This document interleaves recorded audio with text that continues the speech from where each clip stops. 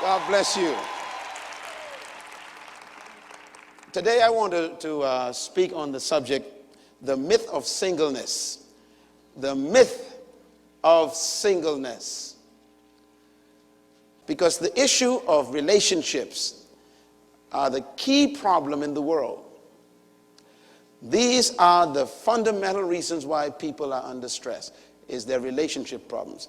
There are two types of relationships. One is interpersonal relationships, and that's the one that we normally think about the most. Inter means between another person and yourself. And most of us concentrate on that because we think that that is the priority. But I am here to tell you that that is the wrong one to begin with. The most important information in the world is intra-personal relationship. Not inter, but intra. That means your relationship with yourself first. And until you get intra-personal relationships sorted out, you will fail in your interpersonal relationships. So let's take a look at this very important subject of the myth of singleness as we deal with this issue of intrapersonal relationship. I'm going to be talking about understanding the advantage of being single. Everybody say that. The advantage of being single. It is more important to be single than to be married. And that is why most married people get a divorce, because they were never single. The reality is most people get married in order to try to become single. Now remember, my theme is the myth of singleness. Let's take a look at a statement I want you to put up on the board, if you will. It's called single but not alone. Say that with me. We want to look at understanding the purpose and the priority for singleness. And please write that down, the purpose and the priority of singleness. Now notice I used the word priority. Singleness is more important than marriage. That is why God did not create a married person first.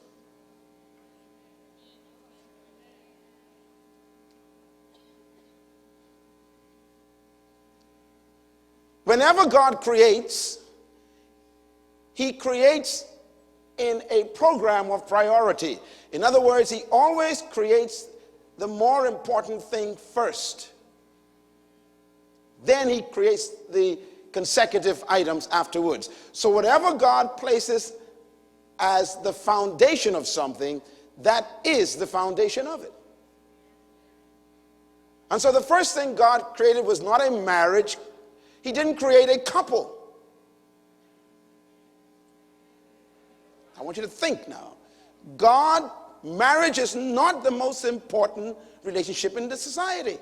It isn't.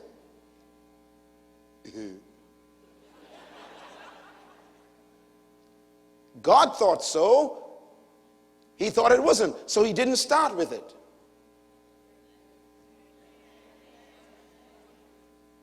He started with the most important component, and it was a single human. Let's take a look at something here I thought might be helpful to you, first of all. Singleness is the foundation of all relationships. Matter of fact, there is no human experience more traumatic and tragic than divorce. Now, I want to begin with divorce first. Let me tell you why. Because divorce is the ultimate tragedy of relationships. I have an entire series on divorce. You should get it.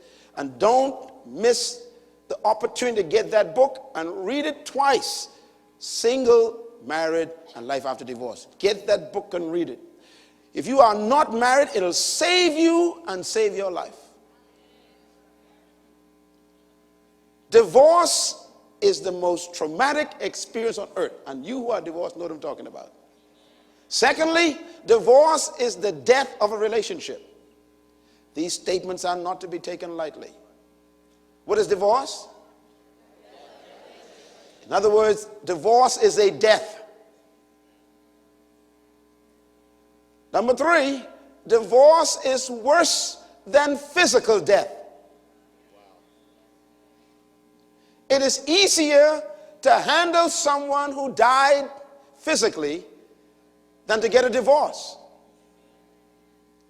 Do you know why? Because when a person dies physically, at least you could take them to the grave, cover them up, and you have closure.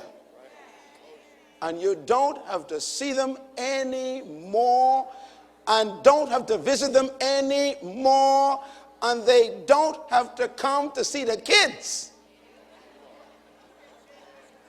Come on, you know what I'm talking about, you divorced people. You see, when you get a divorce, it's worse than physical death, because the person, even though they are dead, they are still alive. And every time you see them in the food store, in the gas station, on the bus, there's a resurrection.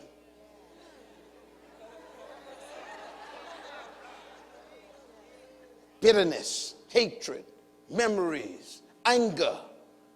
It's a perpetual death. That's why God says, I hate divorce. God never said, I hate death.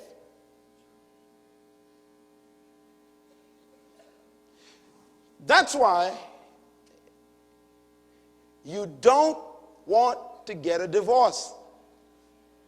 Now, those of you who are not married right now, you think you want to get married. But you need a brief meeting with a divorcee here. And let them tell you that it's better to be in your apartment by yourself, feeling angry with the world, than to be with somebody you want to kill. Can I hear an amen somewhere in the back here?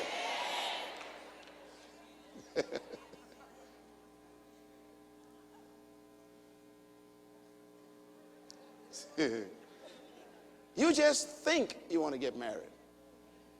The Bible actually discourages us from marriage. 1 Corinthians chapter 7. It says something very strange. It says, if you are not married, remain in that state. For those who get married have many troubles. I'm reading the Bible, don't look at me like that. Let me quote it again. Those who are not married should remain in that state. Why? For those who do marry have not just some, many troubles. In other words, you dress in your white gown, put on your tuxedo, and walk down to many troubles. Dun, dun, dun, dun, dun, dun. And your divorced cousin is sitting there going, poor girl.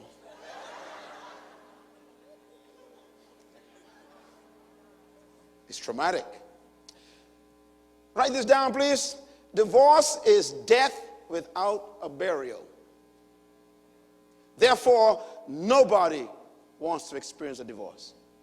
Now, why am I starting a divorce? Because some of you think that the solution to your loneliness is marriage.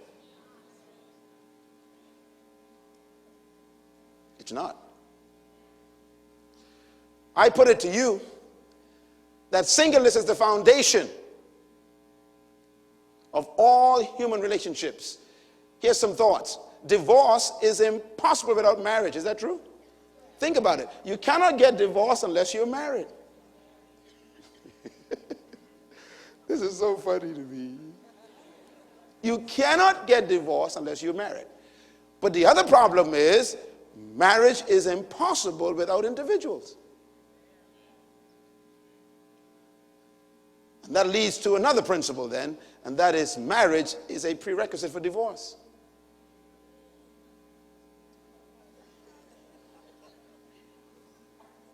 I want you to think today.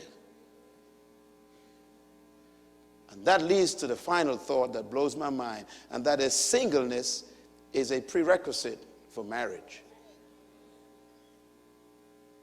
In other words, you can never experience the trauma of divorce unless you are married. And you cannot be married unless you are an individual. So here's my fundamental principle to remember for the rest of your life. Here it is. And it's this. Your marriage is only as good as your singleness.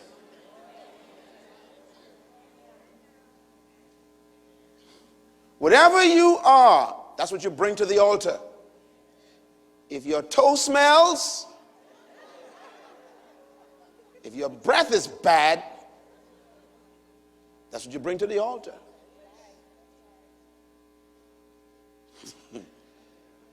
Your marriage is no better than your singleness. Marriage does not improve your singleness or your lack of it, it exposes it.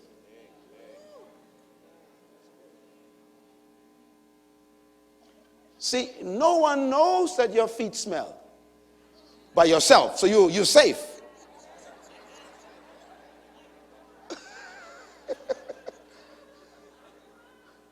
No one knows you can't cook and you keep buying McDonald's. They don't know that. But when you get married, it exposes all of your defects. I always tell young people who I do conferences for often, I said, look, when you think about marriage, think about this thought. If you knew all there is to know about you like you know you, would you marry you?